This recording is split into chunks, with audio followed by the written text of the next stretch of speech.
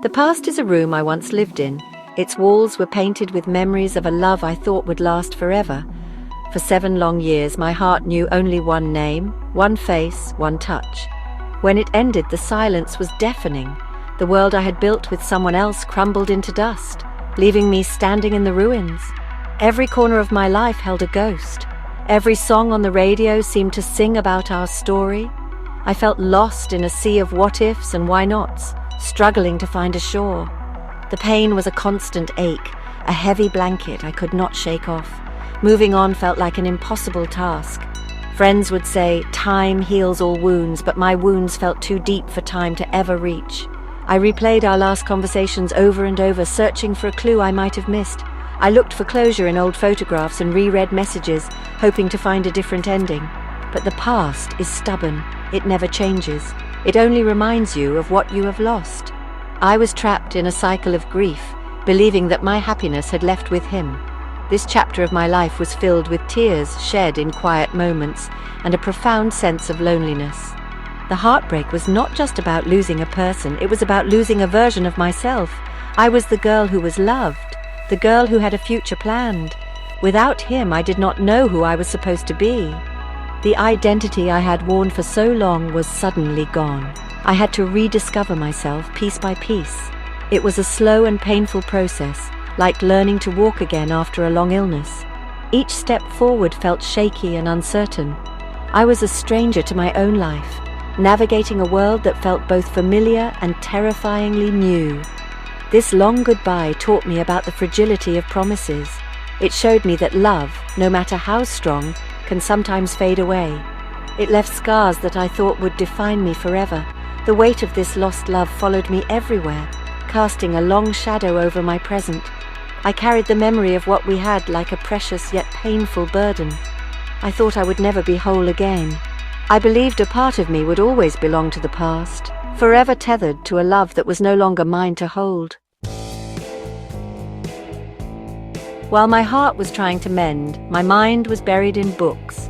I was in the middle of my studies, a world that demanded my full attention. Juggling the demands of academia with the turmoil in my heart was a daily battle.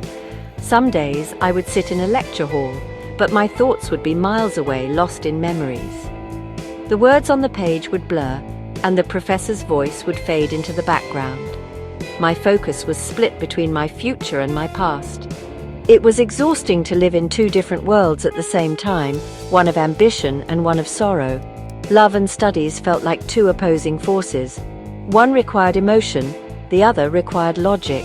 Giving my all to my education felt like a betrayal of my grief, while dwelling on my heartbreak felt like I was failing my future. I was constantly torn.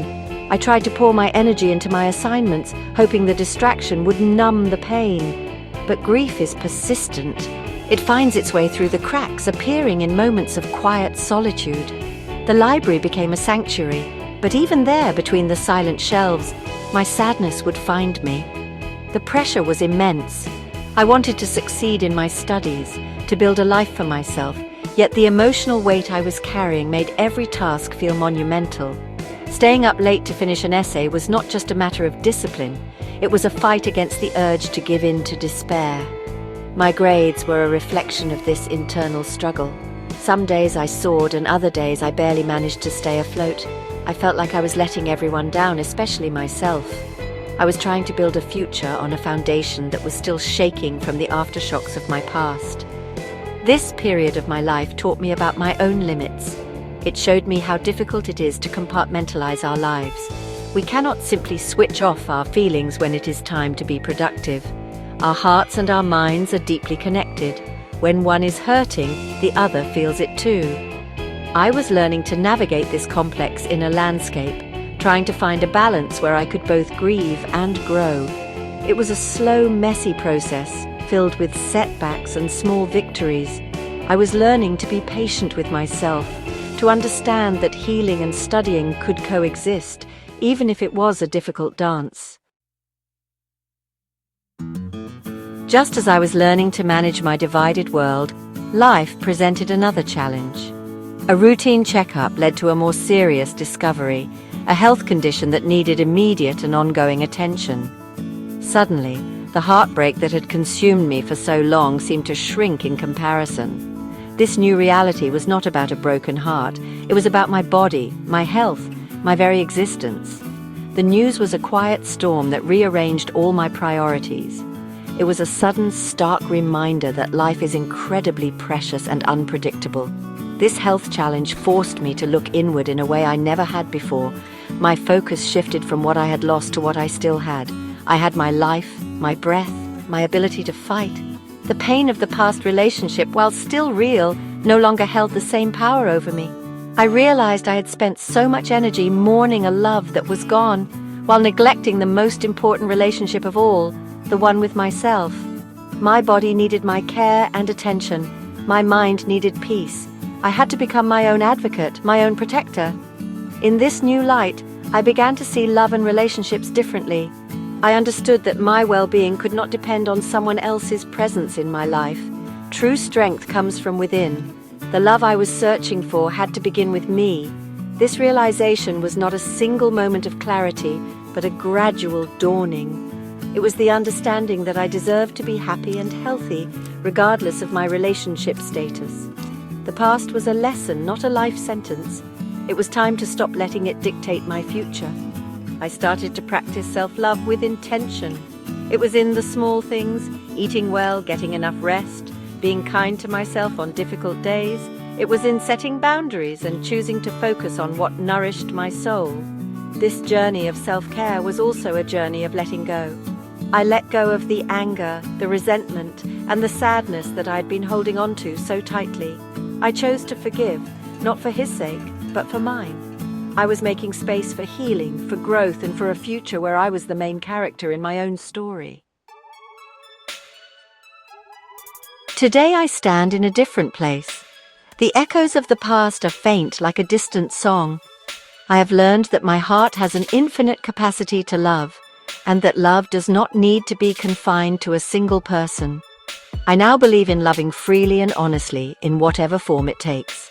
Polygamy, in its essence of loving many, resonates with my belief that our hearts are vast and should not be limited by traditional expectations. My focus is no longer on finding one person to complete me, but on building a life filled with love in all its beautiful forms.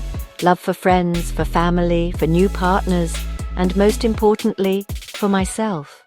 This journey has taught me that moving on is not about forgetting, it is about learning. Every heartbreak, every challenge is a teacher. My past relationship taught me what I need and what I will not compromise on. My health scare taught me the urgency of living fully and authentically. These lessons are now part of my foundation, making me stronger and more resilient. I no longer see my scars as signs of damage, but as proof of my ability to heal and grow. They are a testament to the battles I have won. To anyone who feels stuck in the past, I want to say this: your story is not over. The pain you feel right now is real, but it does not have to be your forever. Allow yourself to feel it, to grieve what you have lost. But do not build a home there. Learn from the cracks in your heart, for they are where the light gets in. You are worthy of a future that is brighter than your past. You deserve a love that celebrates you, not one that diminishes you. And that love must start with you. Take the first step. Choose yourself. Choose happiness. It will not be easy, but it will be worth it. Let go of the old pains that no longer serve you. Embrace the person you are becoming. Your journey is your own, and it is beautiful. Look ahead with courage and an open heart. A new horizon is waiting for you, filled with promise and new beginnings. Go forward and claim it. Your best chapters are still unwritten.